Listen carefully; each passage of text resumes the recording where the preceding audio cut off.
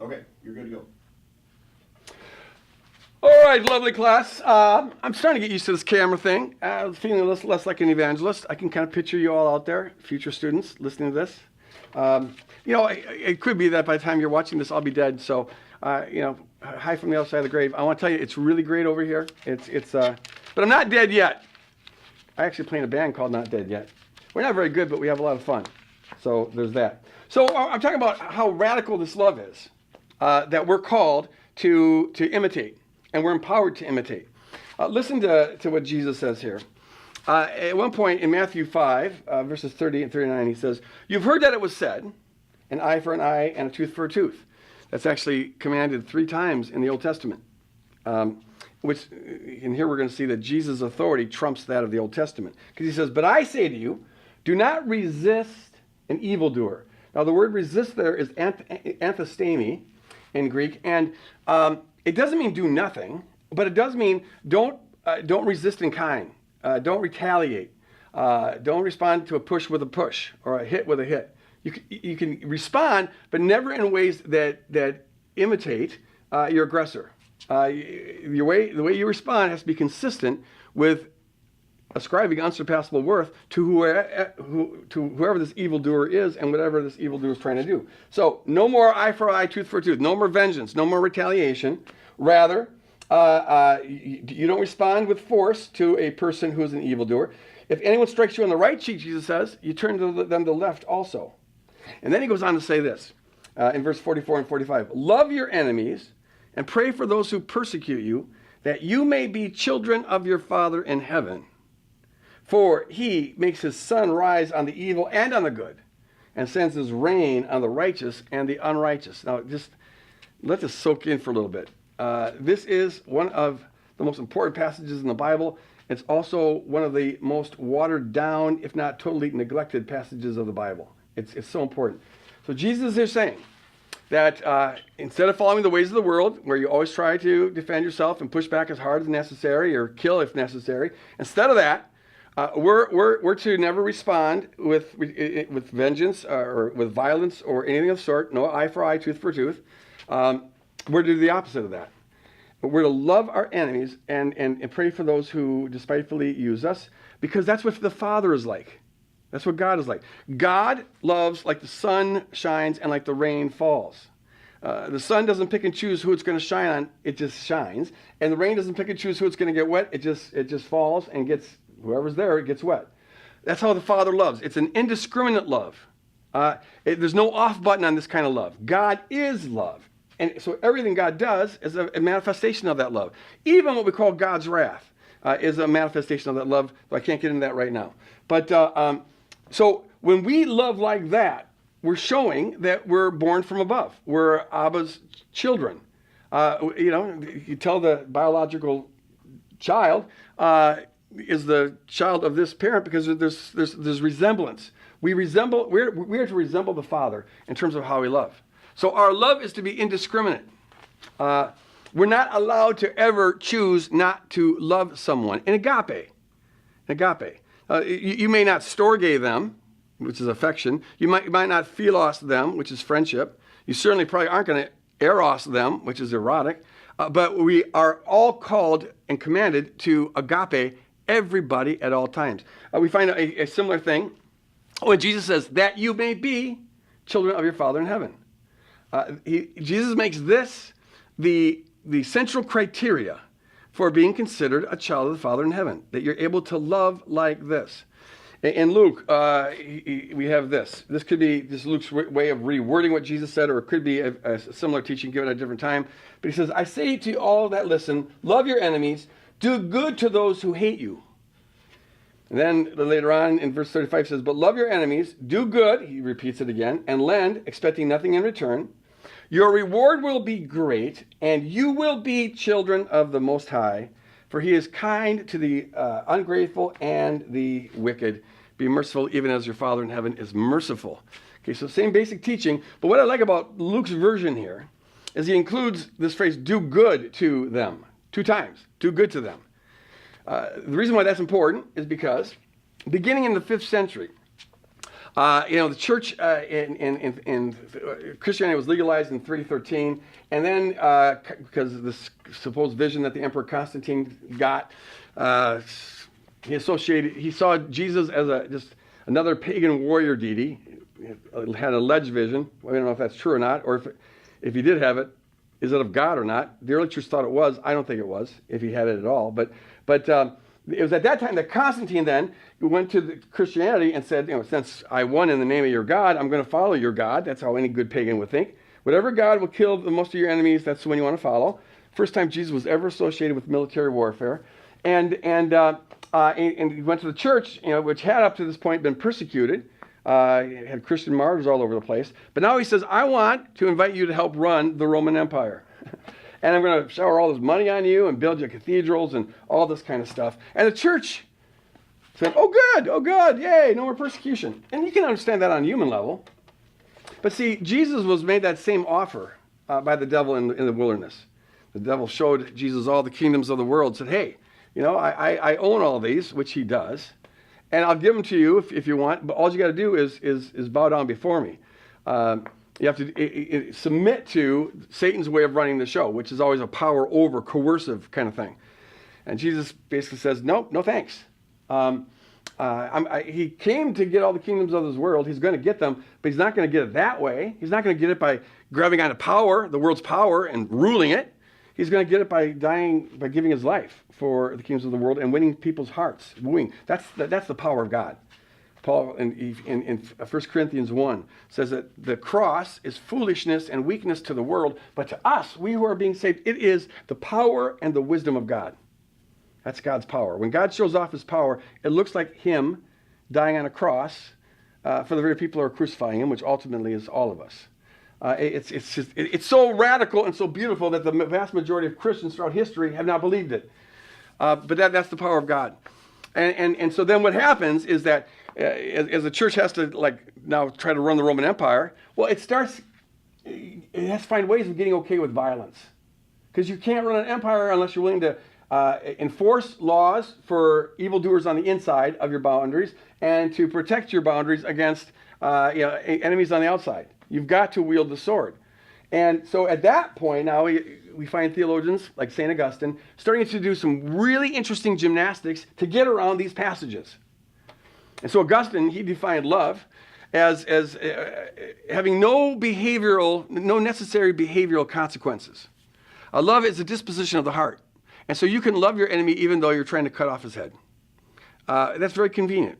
And so now all these soldiers can go out to march in war and do their killing and convince themselves that they're loving their enemy. But see, Jesus here, there are behavioral implications of this. Do good to those who are despitefully using you. Bless them. In other words, never stop ascribing unsurpassable worth to them. And notice here that it was in the 4th century that theologians began to come up with clever exceptions. Okay, we're supposed to love everybody, but obviously, if someone's pointing a gun at you, you kill them first. That's just common sense. And common sense now trumps everything. And so they all started finding exceptions. If you're justified killing an enemy, well then you can kill the enemy. And that's where just war theory comes from. Here's the thing. There can't be any exceptions to the enemies that we're called to love. Because Jesus based our command to love on the character of the Father. Right? We're to love this way because God is this way. And he loves like the sun shines and like the rain falls. So by definition, there can't be any exceptions. The inability to choose who not to love is part of the equation. We don't get to choose. It doesn't matter on the merits of the person in front of us. We don't get to choose. We are to agree with God about all people at all times, in all situations, no ifs, and buts, maybes, fine print, footnotes, exceptions, or anything else. And that's the criteria for being considered a child of God. Now, people always ask this question, well, what about if someone broke into your house and was going to rape your wife? Are you just going to let them do that? And the answer is, of course not. But I'll get in the way. I'll put myself in harm's way. I'll do whatever I can to stop that from happening, so long as it's consistent with loving that person and doing good to them, not killing them. Now, here's the thing. A lot of people, I think that they just start with the assumption that it's obvious that Jesus, when he said love your enemies, he didn't mean the kind that would kill you or your loved ones. And so then the thinking went, well, if it's okay to use violence to protect you and your loved ones, it must be okay to use violence to protect you and your neighbor. And if it's okay to use violence to protect you and your neighbor when you're justified, why isn't it justified to protect you and the whole state? And if it's justified to protect the whole state, why not the whole nation? Boom. Now we have just war theory. And that's what most Americans run on. I recommend people to go in the opposite direction. Look at if loving a threatening enemy seems counterintuitive to me, maybe even seems morally revolting to me. Some people get really mad at the suggestion that God wouldn't expect you to kill someone to protect your wife or your kids. They get really mad about that. And so they say, since that's obvious, that Jesus must have some exceptions. And then they work that out to the point where now loving your enemies basically means loving your grouchy neighbor or something. I mean, it gets so watered down. Love your enemies except when it's convenient to kill them. Jesus was saying something much more radical than that. So rather than starting with our common sense assumptions and then working backward to water down Jesus' teaching, how about we start with this? Here's a suggestion. Since I confess Jesus to be Lord and I've got good reasons for thinking he is Lord, faith goes beyond reason but doesn't go against it. I've got good reasons for believing Jesus is Lord. Well, how about if I start with the assumption that if my moral intuition disagrees with him, maybe there's something wrong with my moral intuition? Because I am conditioned by a very, very violent culture. If you're from America, you are. And I don't know, if you're not from America, I don't know what country you're from, but the whole world violence is a norm and a value. In fact, in America, it's sacred. So let's call into question our intuition. And here's the thing. Most of us aren't going to have someone break into our house and want to rape our spouse or our kids or something like that. That happens sometimes. It's tragic. But rather than starting with the extreme example here, how about if we start loving our enemies in every little way we can, starting today? Pick out, here's a great discipline, really a good discipline. It will help you immensely. Identify the 1, 2, or 3 people or people groups that you have the hardest time loving. And commit to praying for them every day and agreeing with God that they have unsurpassable worth. I'm talking ISIS, terrorists, the real nasty kinds. And start blessing them. And bless your grouchy neighbor and respond differently to all the people who rub you wrong in your life. And maybe after 5 or 10 or 20 years of doing that, maybe we'll have formed the kind of character that's such that if, God forbid, someone breaks into my house and is going to rape my wife, that my character would be such that loving him wouldn't just be a rule I'm obeying. It would be part of who I am. I really don't think Jesus here is giving us a rule book. He's setting us a trajectory of our character formation to grow into a certain kind of character. So that if someone broke into my house, look, when someone breaks into your house, no one's going like, what does the rule book say I'm supposed to do? No one does that. You operate out of your character. And so if my character was perfectly formed in love, when the intruder broke in, because of love for my wife, I'm going to do everything I can to protect her, but I also love this guy. It'd be like, suppose my son went crazy and all of a sudden broke into my house with an axe and was going to kill my wife or his sister. Well, I want to protect them because I love them, but I also love my son. And that changes the equation. I'm not going to kill him. Whatever it takes to get in the way, I'll do that. But see, because now I genuinely love him. And when you genuinely love an aggressor, it opens up a realm of possibilities that would be totally foreclosed to you if you operate in the normal American way and immediately go for the gun. Inflict whatever violence you have to inflict on a person to keep them from doing what you don't want them to do. It's either do nothing or kill. But see, between do nothing or kill, there is such a range of things that can be done. Our imaginations are dull because we go for the quick fix. It's our instinctive American way of thinking. Get the gun. Guns make you safe, which there's so many studies that show that is not the case. So when you open that possibility, you're also giving God a chance to do something. There's a young lady that I knew who was told me the story. She was a former student of mine, but she was jogging in this one park in a city and was accosted by a person, and the person was going to rape her.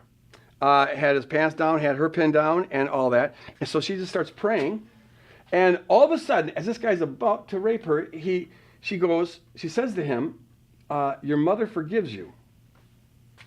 And the guy just froze, like it just neutralized him. And he got up off of her, took a couple steps back, and fell on the ground crying. Well, she, of course, got up and ran back to her apartment and called the police, and they came, and he was still there, and they arrested him. To make a long story short, this guy ended up coming to the Lord. And he had, as a young man, done something really, really, really atrocious to his mother, and a lot of his aggression towards women was coming out of the self-hatred and shame and all this kind of stuff.